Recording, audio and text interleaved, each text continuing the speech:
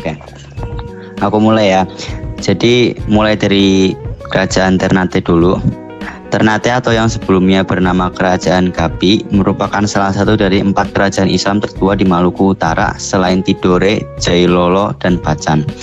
Kolano atau pemimpin pertama Ternate adalah Momole Jiko yang menyandang gelar Baab Masyur Malamo dari tahun 1257 sampai 1272 Masehi.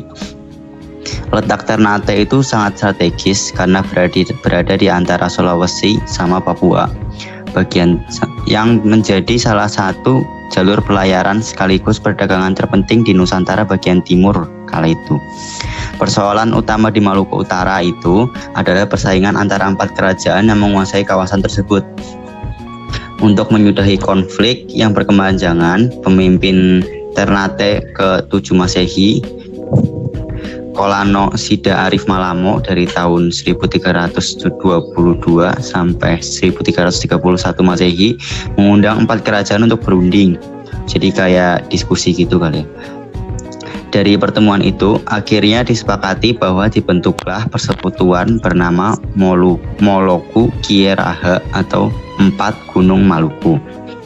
Tidak ada catatan yang menyatakan kapan awal Islam masuk ke Ternate. Namun, Kolono Marhum merupakan raja Ternate pertama yang memeluk agama Islam. Setelah mendapatkan petunjuk dari ulama Islam asal Minangkabau, Datu Maulana Husein, salah satu murid dari Sunan Giri yang datang ke Ternate pada tahun 1465 Masehi. Ternate memeluk agama Islam sejak abad ke-13 Masehi dari pedagang Arab. Namun Islam mulai disebarluaskan dan berkembang di Ternate pada abad ke-15. Hal ini kemungkinan disebabkan pendekatan yang dilakukan oleh ulama Melayu Jawa dalam berdakwah lebih dapat dipahami dan diterima oleh masyarakat Ternate. Itu tadi materi yang aku dapat sih segitu. Oh, oke. Aku mau nambahin ya. Jadi setelah si marhum wafat, anaknya Zainal Abidin menggantikan tahta ayahnya. Zainal Abidin menjadikan Islam sebagai agama resmi kerajaan dan meninggalkan gelar Kolano serta menggantinya dengan Sultan. Syariat Islam diberlakukan dan membentuk lembaga kerajaan sesuai hukum Islam dengan melibatkan para ulama. Langkah-langkah ini kemudian diikuti kerajaan lain di Maluku secara total, hampir tanpa perubahan. Ia juga mendirikan madrasah yang pertama di Ternate. Sultan Zainal Abidin pernah memperdalam ajaran Islam dengan berguru pada Sunan Giri di Pulau Jawa. Zainal Abidin dikenal sebagai Sultan Bualawa atau Sultan Cengkih. Nah, itu yang aku dapetin sih materinya. Ada yang mau nambahin? Oke, aku lanjut ke materi Kerajaan Tidore ya. Kerajaan Tidore, raja pertama Tidore adalah Sahajati yang merupakan saudara Masyur Malamo. Raja pertama Kerajaan Ternate, penguasa Tidore yang pertama masuk Islam adalah Ciriliyati dengan gelar Sultan Jamaluddin 1495 sampai 1512 Masehi.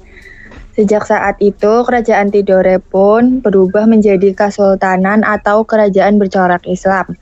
Peninggal Sultan Jamaluddin, Kesultanan Tidore dipimpin oleh Sultan Al-Mansur 1512 sampai 1526 Masehi.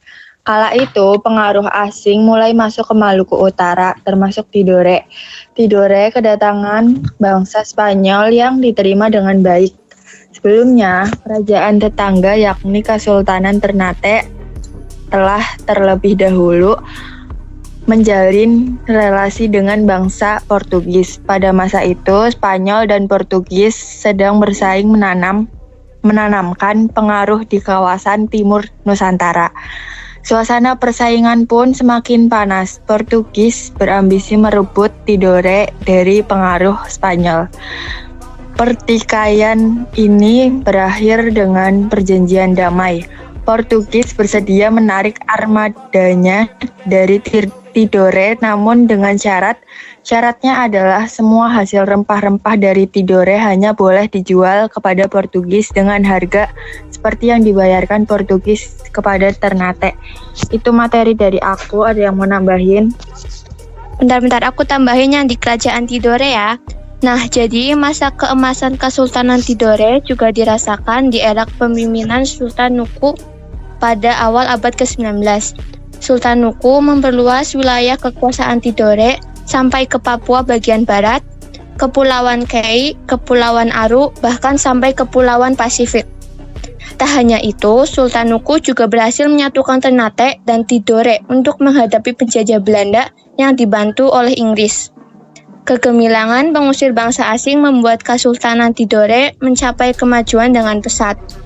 Peninggalan dari kerajaan Ternate salah satunya adalah seni bangunan yang terkenal, yaitu Istana Sultan Ternate dan Masjid kuno di Ternate. Ya, segitu aja. Ya, ini udah aku catat juga, nanti tinggal dikirim ke Pak Sepul.